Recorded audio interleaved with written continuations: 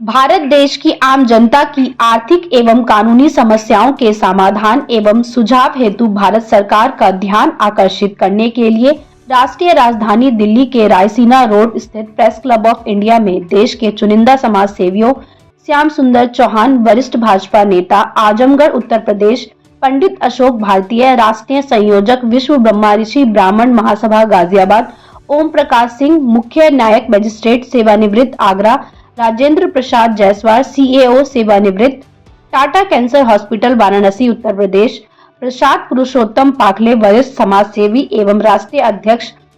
बुनकर महासंघ महाराष्ट्र जैसे समाज सेवकों ने आर्थिक एवं कानूनी सहायता के लिए प्रेस कॉन्फ्रेंस का आयोजन किया। प्रेस कॉन्फ्रेंस में देश की बढ़ती जनसंख्या पर गंभीर चिंतन व्यक्त करते हुए देश हित में अपराधों पर नियंत्रण, कानून व्यवस्था में सुधार एवं सामाजिक संतुलन कायम रखने के लिए जनसंख्या नियंत्रण कानून तुरंत लागू करने की मांग की गई।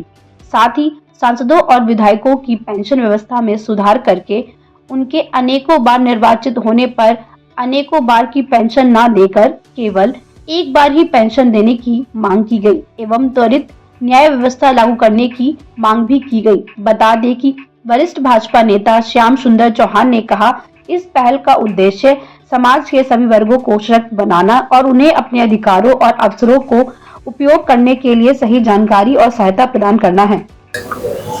हम आर्थिक स्थिति को देखते हुए उस पर हम लोग चर्चा किए और कानून को लेकर चर्चा किया गया, क्योंकि जब समाज में हम लोग घूमते हैं या आम जनता के पास जाते हैं, आम जनमानस के पास जाते हैं, तो जो समस्याएं निकल के आती हैं कानून से संबंधित को लेके, उन्हीं सब समस्याओं को यहाँ आज प्रेस कॉन्फ्रेंस के माध्यम से रखा गया। और कुछ अगर उसमें कहीं से त्रुटि है तो उसमें स्वयं भी जनमानस को जागरूक होने की आवश्यकता है और सरकार इस पे पहल कर रही है और अच्छा पहल कर रही है। अभी देखिए, महिला अपराध को लेके बच्चियों से संबंधित जो भी अपराध किए जाते थे, तो जो पहले की धारा आईपीसी थी उसमें परिवर्तन करके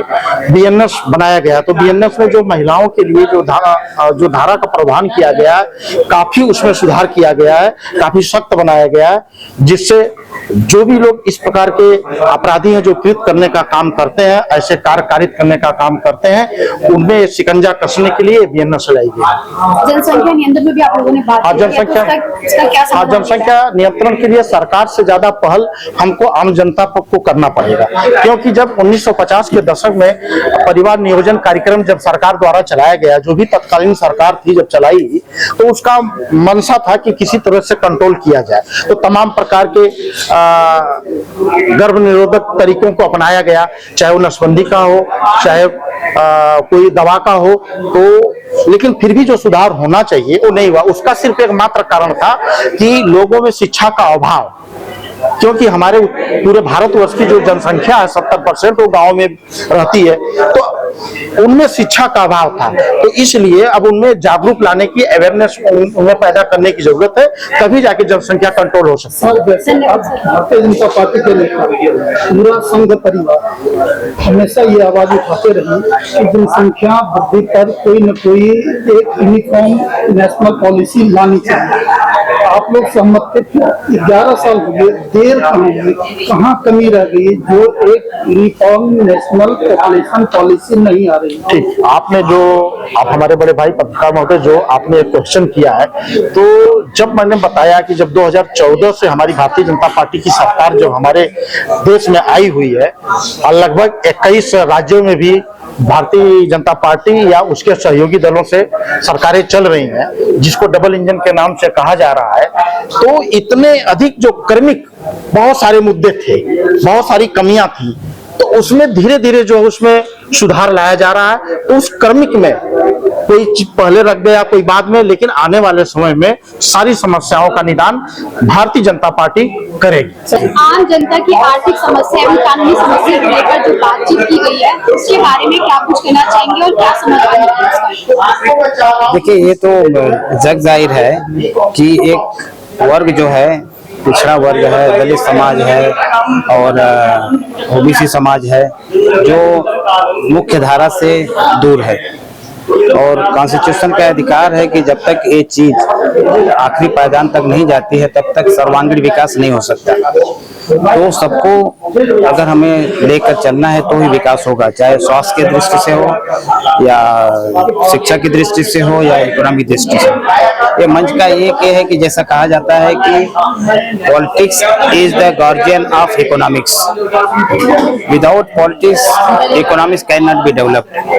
तो जब तक मुख्य धारा में लोगों को नहीं जोड़ा जाएगा विकास संभव नहीं है। और खासतौर से पूर्वांचल की अगर मैं बात करूं, चूंकि मैं बनारस में 3-4 सालों से जुड़ा हूं और स्वास्थ्य की सेवा से जुड़ा हूं, तो मैंने देखा है कि यहाँ पे नेग्लेक्शन ऑफ